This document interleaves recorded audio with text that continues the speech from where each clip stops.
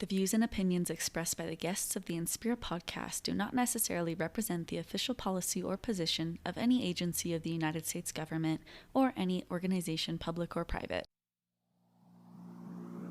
1, 2, 3, 4. Welcome to the Inspira Podcast, hosted by your girl, me, Erika Mueller Chen. I'm an international development specialist with over a decade of experience leveraging the amazing power of sport to promote peace and positive social impact. My career has allowed me to live in Europe, Southern Africa, and Latin America. In 2022, I accepted an offer for my dream job in sports diplomacy. And I also became an employee family member to a U.S. diplomat, aka an EFM. This podcast is all about inspiration and career advice. Each episode, I'll interview an inspirational global changemaker working in sport for development, social impact, or the diplomatic service. This series is perfect if you have interest in breaking into one of these sectors, or you've already landed that dream role and are keen to learn from thought leaders. Enjoy today's episode and stay inspired. So in the sport of rugby league, we know that we teach discipline, commitment, hard work, and it has to be around the good of the team. In rugby league, we make great men and great women. That is why I know that it's every man, every woman that comes to under our coaching will go out a better man, a better woman. Welcome, friends. Today's special guest is Cathy Neap. Cathy works for the National Rugby League in Papua New Guinea and manages the NRL-run DFAT-funded League for Life Sport for Development program. Cathy has represented her country in both codes of rugby and was the inaugural captain of the Papua New Guinea Orchids, the country's national women's rugby league team, leading her nation at the World Cup that year. Cathy also stars in the internationally released documentary about the team called Powerful Women. Welcome to the show, Cathy. Thank you so much for joining me. How are you today, and where are you calling us from? Hello, I'm good, and I'm calling from Papua New Guinea, Port Moresby, at the St. John Guys Stadium.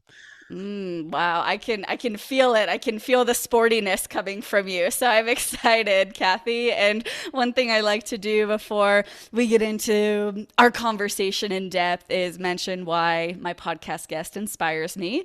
And Cathy, you really inspire me because from what I understand, your journey in sport and in your community has not been an easy one, yet you broke down barriers as a female athlete, and you're now really using the potential of sport to challenge cultural norms that have historically excluded women, and you're working with the National Rugby League to improve opportunities and experiences in order to empower young people. So I'm really thrilled to learn more about your journey and what has motivated you to do this important work. Thank you. Looking forward to sharing my story. Great. Well, I can invite you to share a little bit of an overview, Cathy, about Papua New Guinea. There may be some listeners out there who are less familiar with PNG. Sure. Papua New Guinea, it's a beautiful country with a lot of natural resources and natural sites to see as well. And Papua New Guinea, we have 800 different languages with over 8 million population. So it's a small country, but it's a variety of culture, and the place is so unique and different, and the people in the country are so unique and different in their features as well. And it's a beautiful place, ranging from the coastal areas to up to the mountains region. It's pretty a nice, beautiful place to come and see. It sounds like that. And 800 different languages. That is incredible. And how interested in sports are community members or different generations? Is it a very sporty country? Yes, Papua New Guinea is a very sporty country. We a lot of informal sport activities going on. So more unorganized sports in the country. Like we just like to play for fun and play for the enjoyment of it. Mostly rugby league is our number one sport in the country. Everybody loves rugby league in the country, but as well as other sports as well. Other sports people love as well, but the most one that they're very diet supporter is rugby league. And I understand that you've had your own personal and professional journey with rugby. So now I'd love to invite you, Cathy, to speak a little bit more about your sports journey, especially as a female athlete in PNG and the good and the bad. What was that like, and how did you get to where you are today? So my sports journey started so when growing up in Hanga province, it was like a more male dominated place where I come from up in the highlands. So like we were not women and girls were not allowed to walk in front of the boys or even talk in a ceremony or in a meeting in the house. So we were like the backstages. So it was always challenging as a girl. And then later on, my dad and I we moved to the village. My dad got we moved to the city. My dad got transferred to work in the city in Port Moresby. So we came and there was rugby. So all the boys, like everybody loved rugby league. And like we went to the field to support our brothers and uncles and the girls. We would make sure we would wash the boys their jersey and fetch their water and take it to the field. But I just like I saw that okay, that's the boys. And then like I was like, I can play like the boys or even better than some of them. So, but there wasn't any rugby league playing in the city, so there was rugby union. So I decided to take up rugby union. That time I was doing my second year at the University of Papua New Guinea. So I played rugby union and fortunately I made the national team in 2010 in the sevens team. So wow, that really I was like, wow, I can play rugby league too. And then in the second year we got the opportunity to play rugby league. So when I started a really hard way. It was said.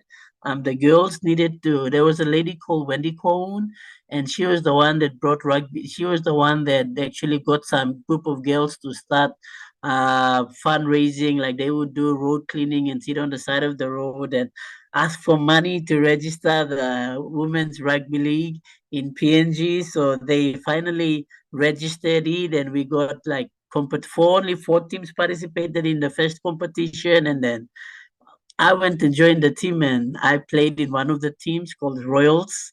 So Royals Rugby League Club. And then at off season, our fathers and uncles, I mean my uncles and my brothers, they used to play in a team. So they were under 20 boys, so they didn't have a coach. And I'm like, oh, I played rugby union, represented the country.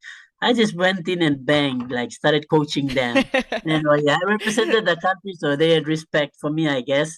So that was one of the thing I was so good at it, but it came with hard work, commitment, and time sacrifices.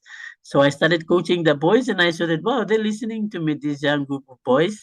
So I think that started my career, and I wanted to be like head, and I wanted that space where I can talk in front and prove to my people that we ladies we have potential as well, and we can do things better as well, and we deserve a space in the community and in the family that we have our voice should be heard. So I used sports in a way to give me that opportunity to speak out in front of the boys and in front of my uncles, and I think that's the way I came through. And then sports gave me that opportunity, that platform where I could be a participant in that space as well. So that's how my journey started, and here I am now. Wow. And I'm wondering, it really sounds like you had this desire from a young age to be a leader and to also prove people wrong, especially what you mentioned about the importance of you showing everybody the strength and the power that women can have in and outside of sports. I'm wondering where that comes from. I remember I was 8 years old around that time where like my uncle used to scream at us and tell us to go and like, hey, go and stay in there. You're not allowed to walk in front of your brother. I just hated that. Like They can walk in front of us. Why can we do that? Sometimes I listen into some of the conversations they have, and I'm like, that's wrong. It should be like this. But then, like, uh, I didn't have that confidence at that time to, say that, that's wrong. It should be done like this. When I know that that's the right thing to do, but then I never got the opportunity to, like, prove myself to be in that position to make that decision, because out of nowhere they'll think that I'm crazy. In some of the village courts, we normally have a village court. We Mm-hmm. normally have a village court, and then we go to our district more formal court. But before you go to a formal court, there's always a village court where customary laws are you'll use your customary laws to settle it outside of court. And then if it doesn't work, you can go and apply for a national court or a district court. So normally those informal courts that we have outside related to our customary laws, like, I hated that I didn't have the courage to, speak up and say my views, especially when our relatives were, there's a case going on. So basically, I use sports to gain that respect. And now if I speak, like, people would listen because they accept me as being in that space now than rather than before. Well, it sounds like you were able to use sport as that way to earn respect and to change people's viewpoints. I mean, it probably didn't solve this bigger cultural challenge. I'd love to invite you to speak now a little bit more about your career journey and how you entered this sport for development sector, and perhaps what impact you've seen sport have on youth or in your communities so far. So to start off, after I graduated, I didn't have a job, so I train little kids under 6 to 12 years old, and then I take them to the off-season fields. So we have, like, informal competitions that run when formal competition finish. So I take these kids to play, and I'm more like, whenever they smile, it makes me happy, I guess. So I I saw this. My One of my friend told me about this position being advertised, and then we applied. Me and her, we both applied, and then she got another job, so she left. And then, but they would have got her for this place because she was volunteering for this NRL in PNG. So she was volunteering and working for them, but fortunately, she got a job at Westpac Bank, so she left, and then I guess they got me for this job. And then I went for an interview, and I started off as a game development officer. So me being an athlete at that time, representing my country, I guess this job sort of had the flexibility for me to work. And then most incredibly, I got this opportunity to, teach boys and girls to play the sport. Yeah, normally this sport is male dominated sports, but we only have male coaches. So I guess, giving me this opportunity to, go in schools and teach boys and girls to play the game of rugby league sort of drove me to go and do it. So I was really passionate about, being the teacher and the lead in teaching these boys and girls to play the code. So first they were like, "Oh, you girls know how to play rugby league too." So the kids were getting some of the boys were giving us attitudes when we were going into schools. Like they thought then we'll tell them, "Oh, we represent the country in playing rugby. So what's the difference?" So we're telling the boys, teaching the boys, the girls, they were really like, we started to get most of their attention, and then they're really getting into it. So, and then, I saw the power of sport and what it did to the kids. Like we went to school, some schools where parents, like some kids came from different backgrounds. They didn't have a good home, but rugby league sort of gave them this opportunity where, made them happy. So I think that's the other thing that um, drove me to go on and still work for the program. So indirectly, I saw that, okay, we're teaching kids how to respect, which is really good. And then we're getting indirect outcomes. We're getting indirect outcomes, like girls who never wanted to play started to come out and play, and it brought them confidence. So these little girls were empowered by us going into their schools. And then I looked at it and I was like, wow, Like we actually changing people's lives. We're actually empowering our girls. We're actually, teaching some of the kids who are really naughty kids to become good kids now. So this drives me on to be, working for the organization for almost 11. I've hit my 10 years already and going into my 11th years of working for the NRL. So I see the power of sports, how it changes people's lives and put a smile on a kid's face, even though they don't come from good homes. And just seeing us present there, it motivates them and bring the confidence in them makes me feel happy. Putting a smile on their face makes me feel happy. And also, in my colleagues that come and work for our program, to mostly the girls that come, I see a lot of them as like come out of their shells and they're more confident now. They can read, they're learning from this program. They're having a career out of this program and they're growing up to be leaders. And that's what really, like, I see them being successful and I'm like, wow, look at what I've done. And this empowers me and yeah, it makes me feel happy and just great.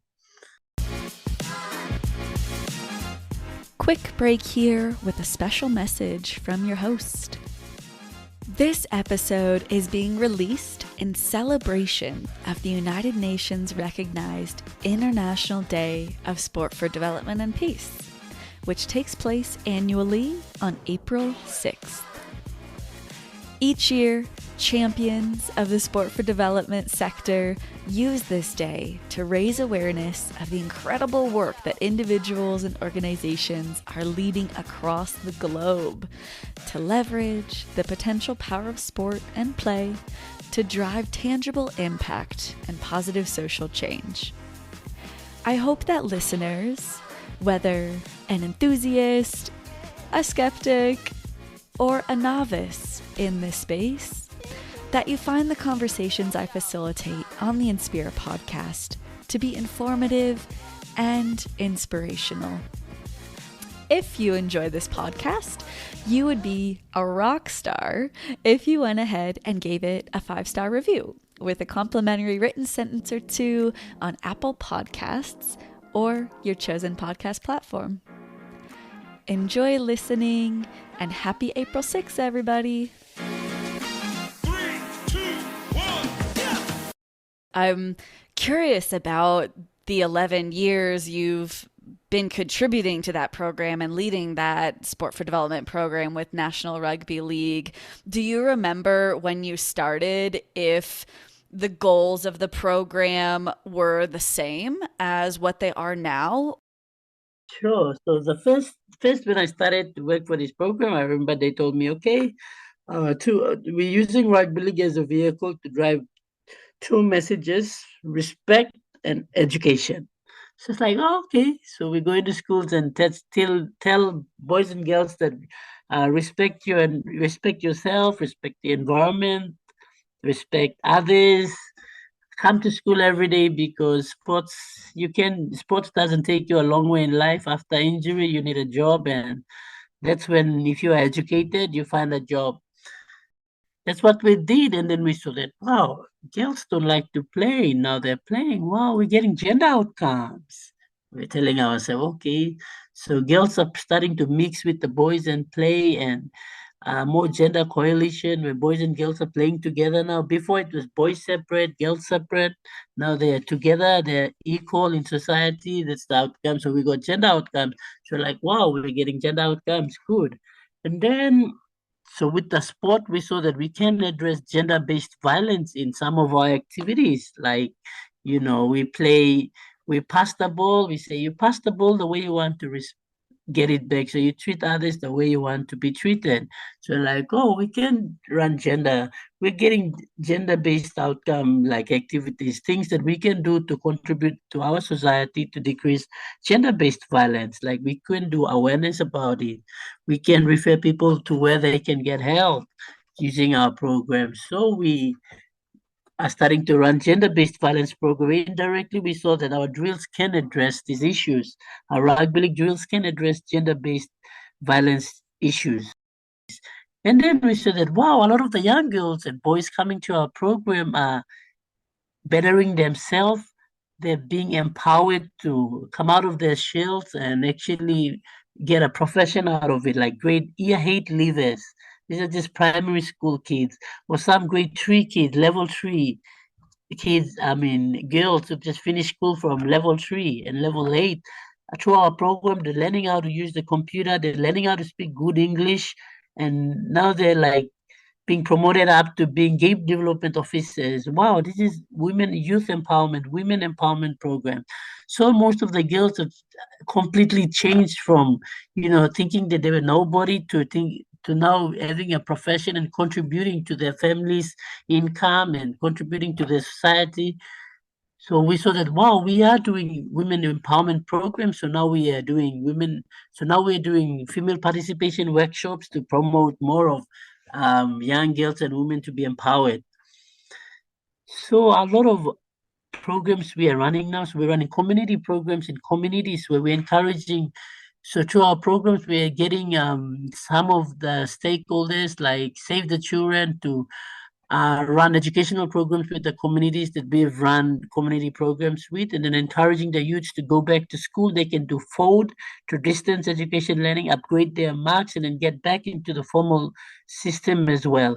Because we know that, economic is a big thing. Economical is a big thing that contributes to gender-based violence, contributes to, rascal activities like pickpocketing and all those bad things that happen in the street, stealing and break and enter. If a lot of our youths can go back to school, get an education and get a job, then we will reduce these criminal activities happening in our communities and societies. So we're going into youths using rugby league to advocate to them about the value they have in the community, the value they have in the society, the value that they as an individual have in their family, their community, and to the country. They must never see themselves as worthless because, the Lord created us before we were born. They had a purpose for us. We all have a destiny, and it is the choices that we make that takes us to those certain places that we are now. But there is always a second chance in life where we can improve and choose that better road. I went up to a lead development officer. So I guess the other thing is, my bosses were giving me things to do.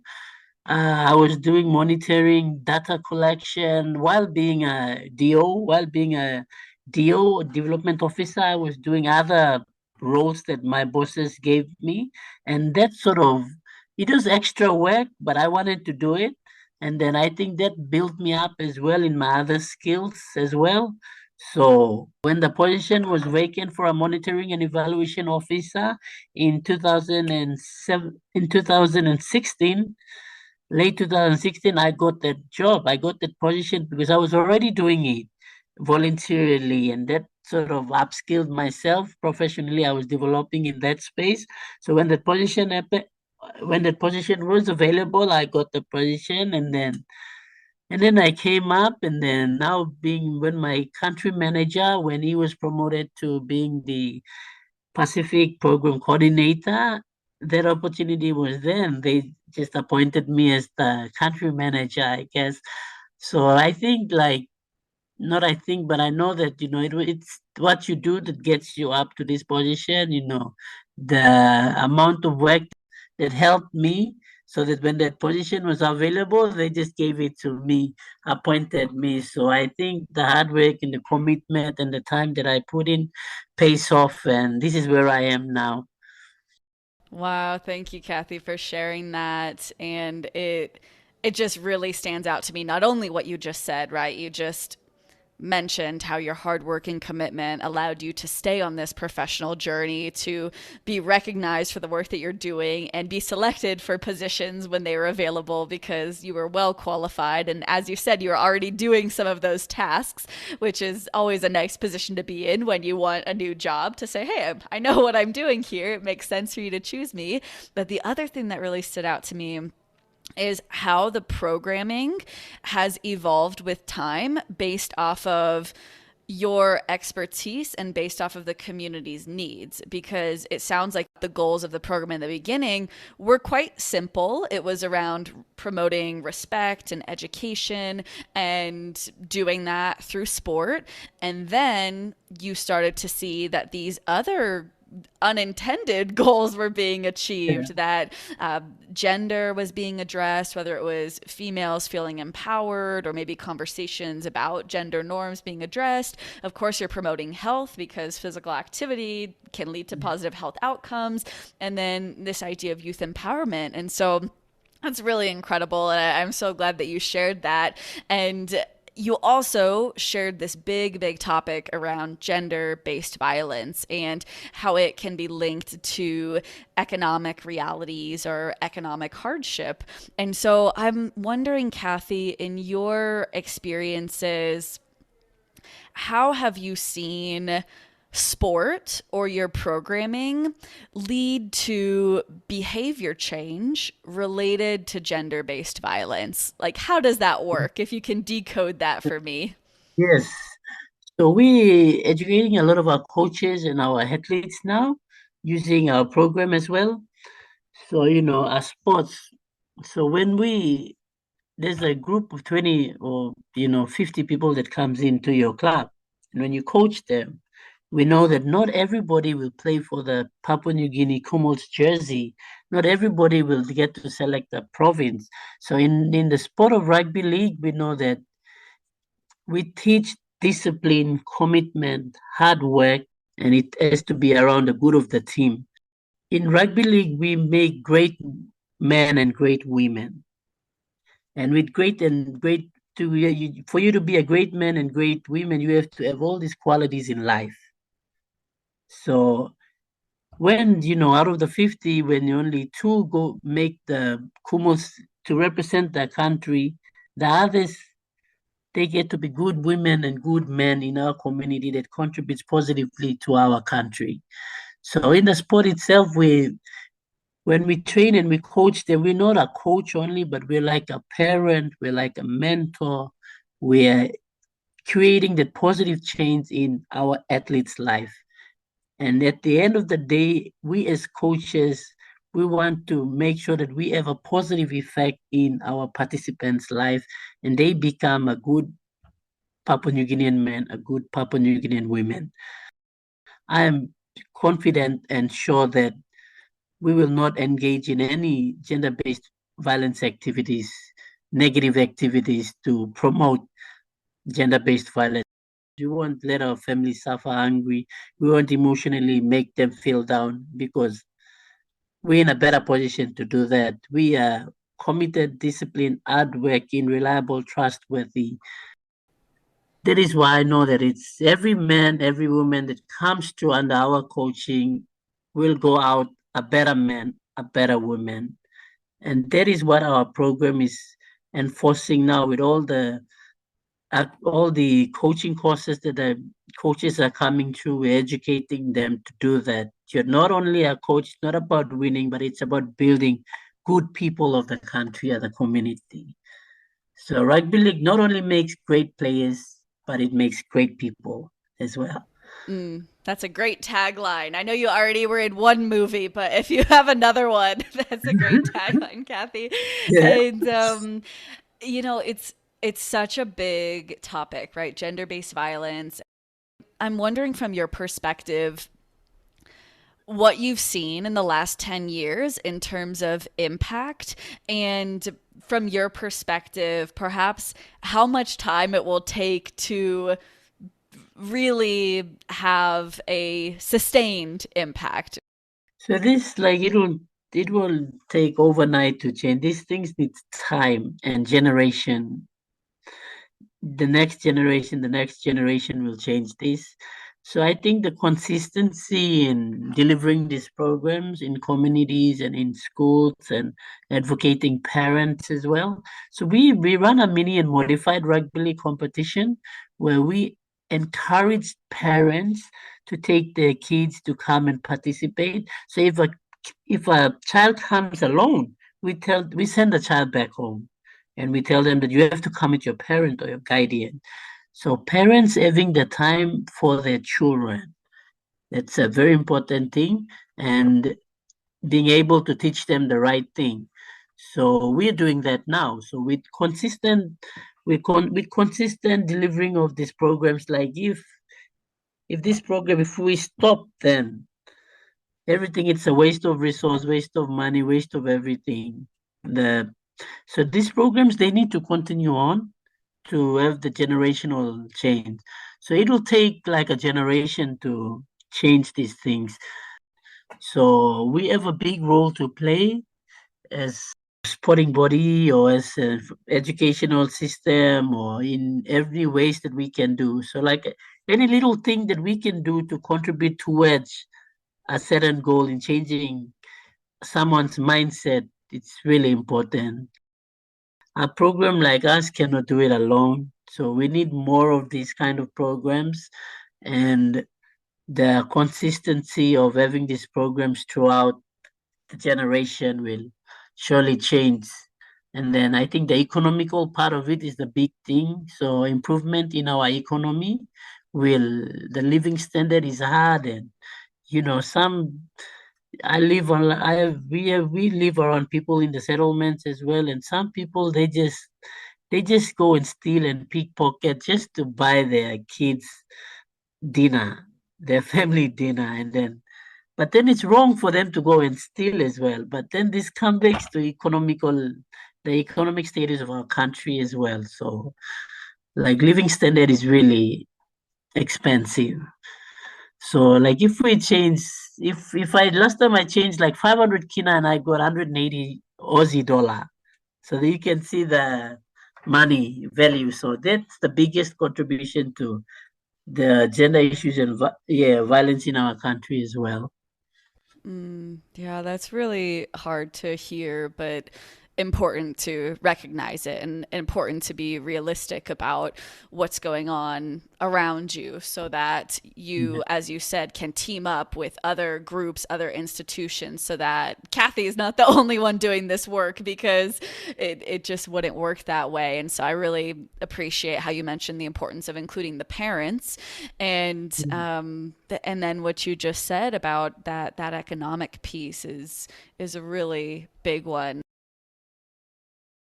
Do you feel that your programming could be useful to other countries, or perhaps is there anything that you've learned about how to do sport for development really well that you think listeners or people working in the sector might be able to benefit from? Yes. So I think like the sports for development program that we run in our countries will be most useful in other countries also. So nowadays we're all going through the same things, the same problems, issues. So using something that people can relate to and what they love to get across the message to them can be done. Or it can be in the form of music if people love music.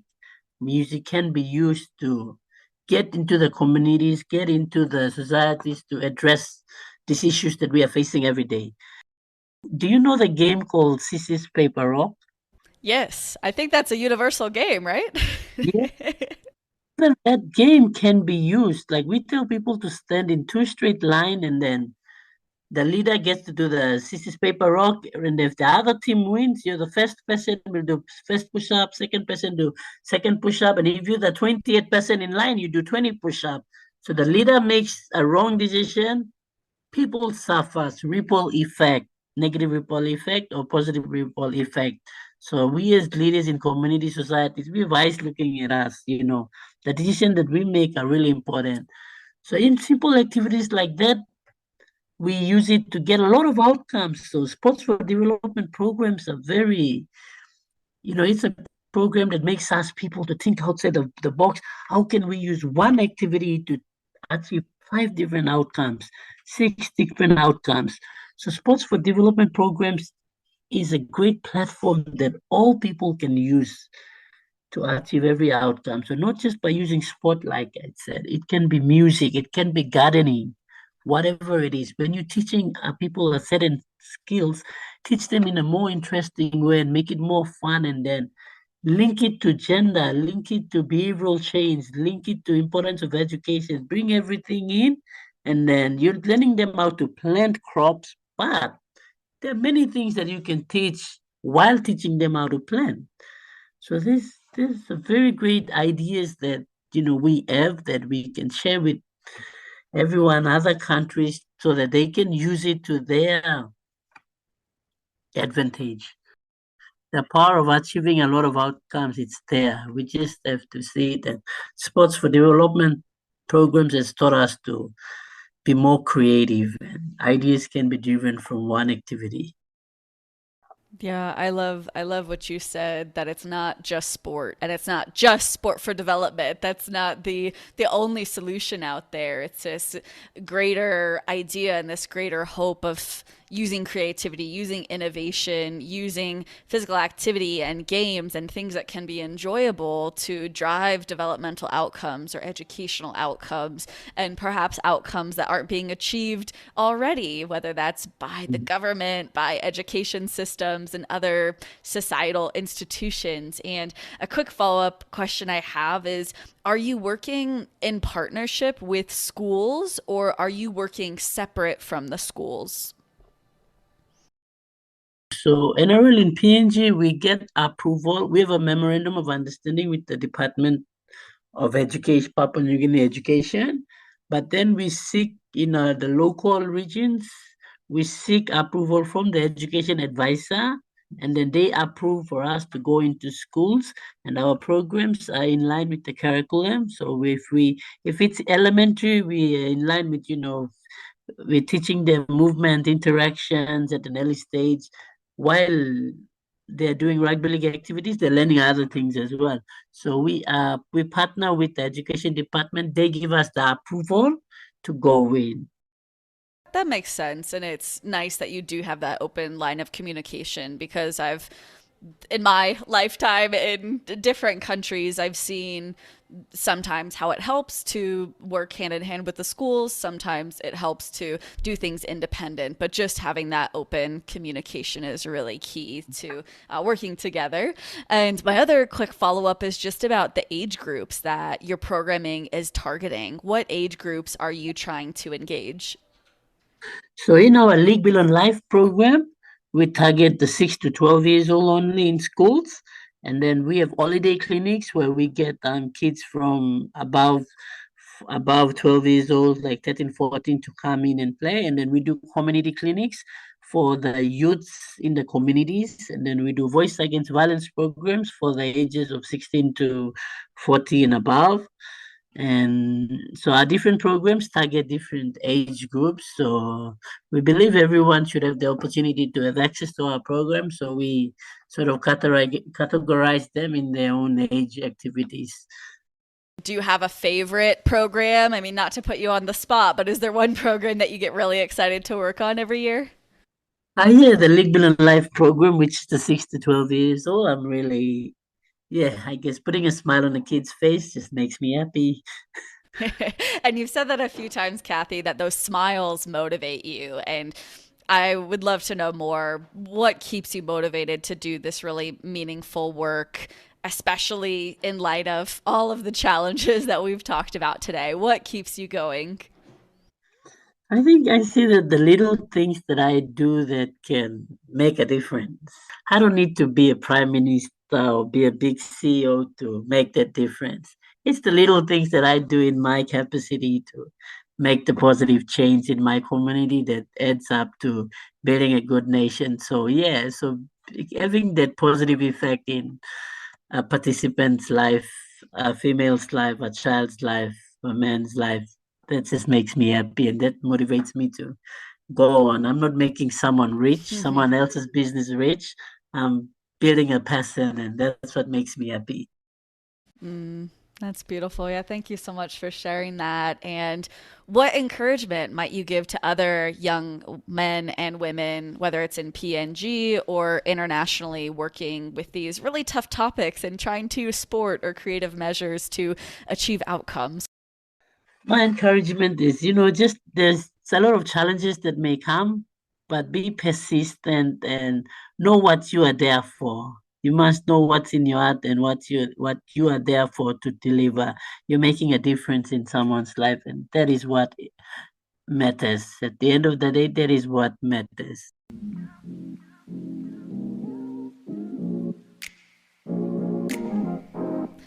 Now that we know more about our guest's career journey, the rest of our conversation will allow us to have some fun and get to know our guest on a personal level through some rapid fire questions. We'll then start to wrap up with pointed questions focused on advice and how our listeners can transform interest into action. Enjoy the rest of the conversation.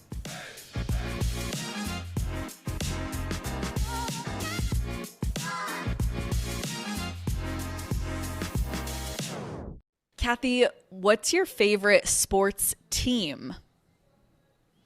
The Brisbane Broncos. And do you have a favorite athlete these days?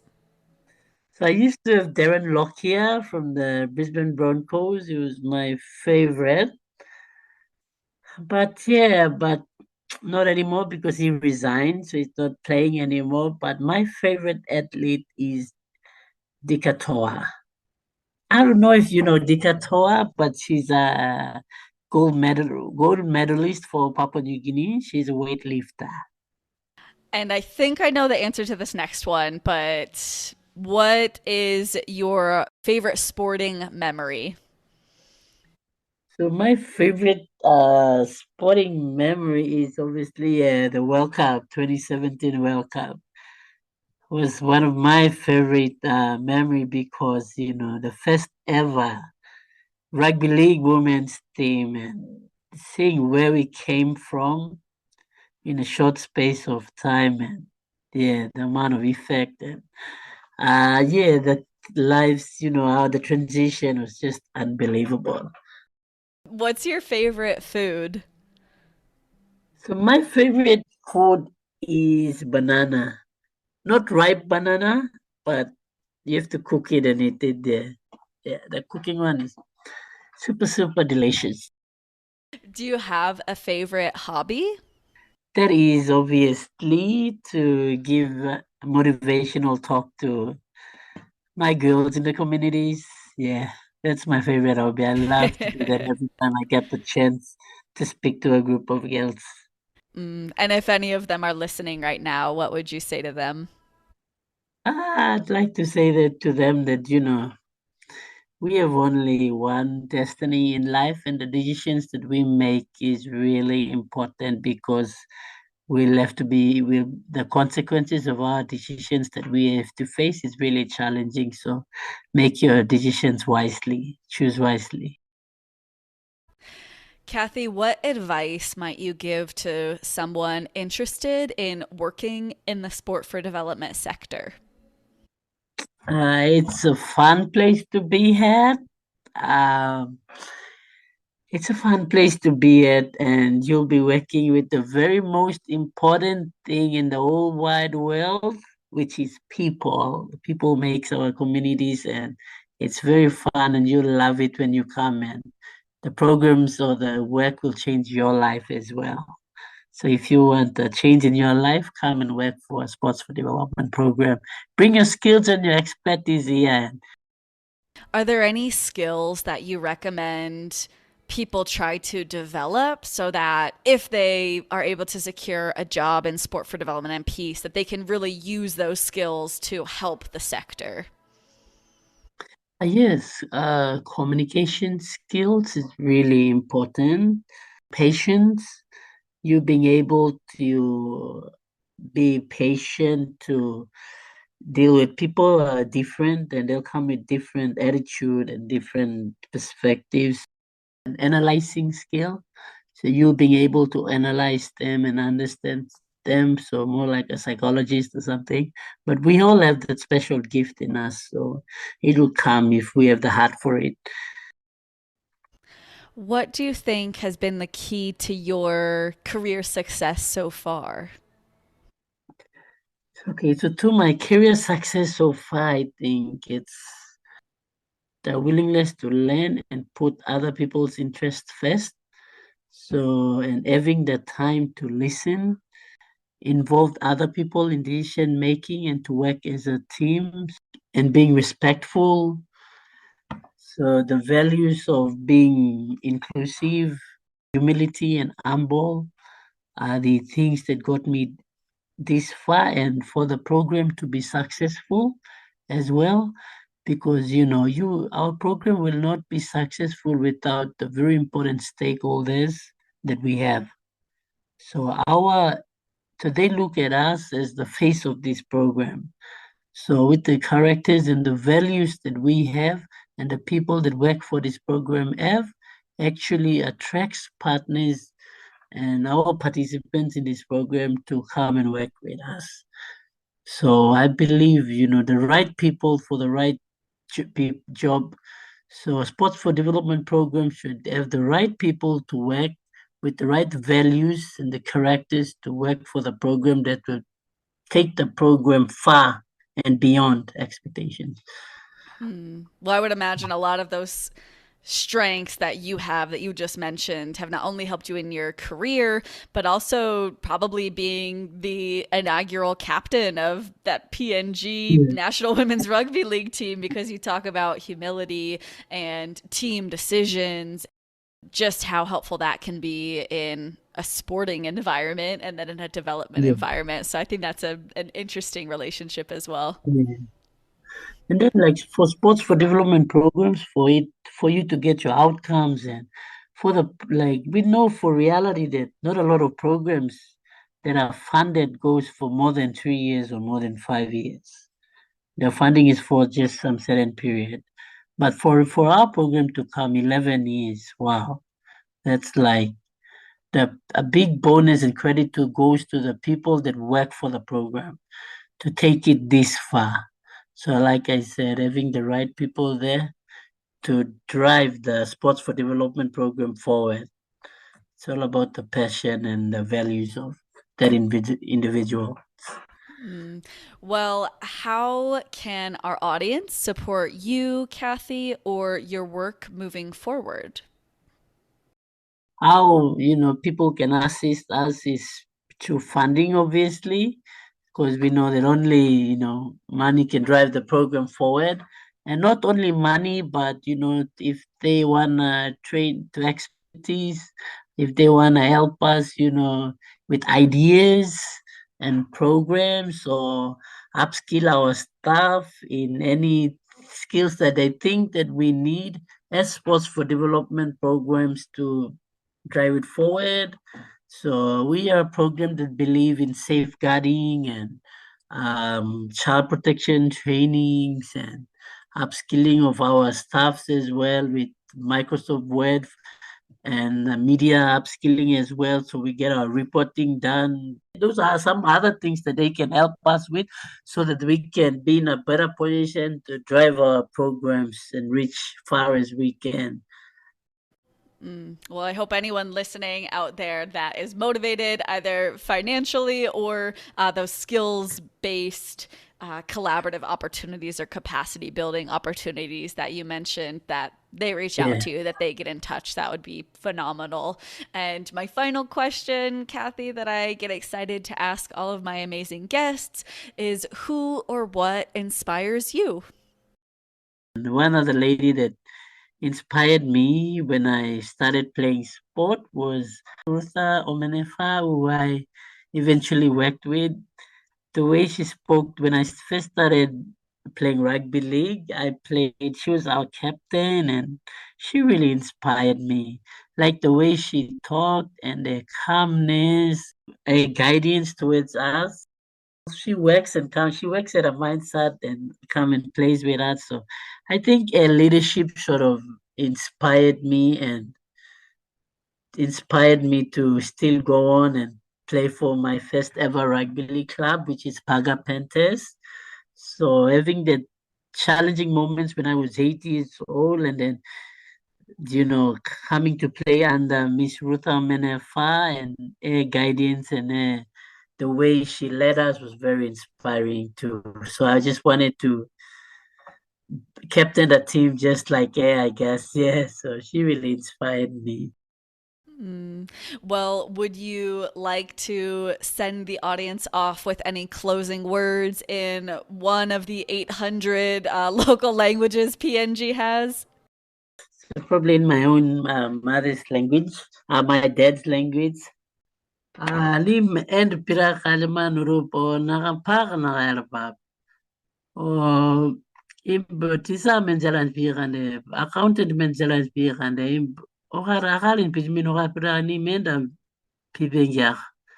Ompa impikira silamo na bong karu lari no kalbeno.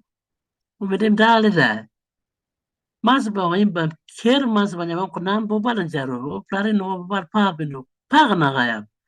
O nambo ngonjaro. Lari no bo ngonjalo beno. O menjal naik. Sugula po. O ay kakalim ba naik minakar saramo imba pere no go kali yung pere no go bi bo balanjalo. O na bo balanjaro lo me mas re no. Me mas o ikaral beno no. O ngonjalan pere no go pa sugula lo kando bla. Oberlim and Jaren Nakalon Jaren. Thank you. Oh, I said, you women and girls out there, if you want to be somebody, you can be like that person. If you wanna be a teacher or a doctor or engineer or whatever you wanna be, you can be that person. However, you have to work hard to be that person. You cannot say that I want to be a teacher and then you just relax and you don't do the hard work studying. So if you are schooling, you have to study and do well in your exams to get to be a teacher or a doctor. Or if you're not schooling and if you have some skills that you can acquire and get, like if you're marketing skills, you have skills in making balloons, then make a lot of balloons and sell them and earn income.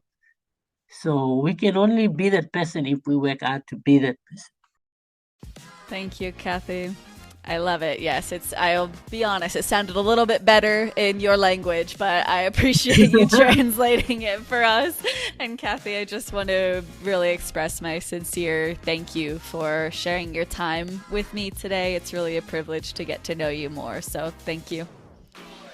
You're welcome, and see you sometime when I come to Mexico. Yes, we'll have to find a meeting point somewhere in the world. Yes. See you. Keep in touch, Erika. Thank you so much for listening to today's episode of the Inspira Podcast with Erika Mueller-Chen. I really hope you enjoyed the episode and found it useful. Be sure to check out the show notes for links and resources. Specifically, my LinkTree is there with tons of awesome information. Feel inspired to take action today? I've got 3 action steps you can take right now because you know your girl likes calls to action and the number 3. So here goes. Number 1, sign up for my mailing list by adding your email address. Number 2, check out my global resource hub and send it to someone in the sector who may be interested. Number 3, buy me a coffee. Or, if you know me, this will actually be a hot cocoa. Your support will help make sure this passion project prospers. All of these links are available by visiting my LinkTree. Until next time, stay inspired.